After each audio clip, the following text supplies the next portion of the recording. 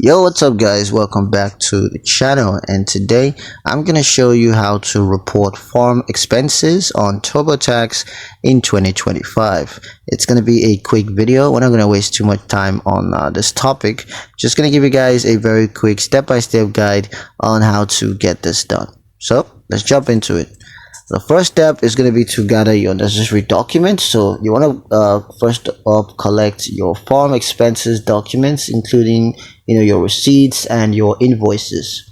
Once you have those documents, go ahead and sign into your Turbotax account, and then you're going to select the tax year that you want to report your farm expenses for. So sign into Turbotax website using your email address and your password, and then just select the tax year that you want to report your farm expenses for. And then you're going to choose farm and then select farm expenses as your expense type.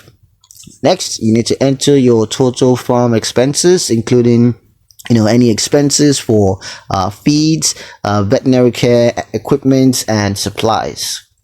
Next, you can go ahead and claim any related deductions such as depreciation, amortization, and conservation expenses.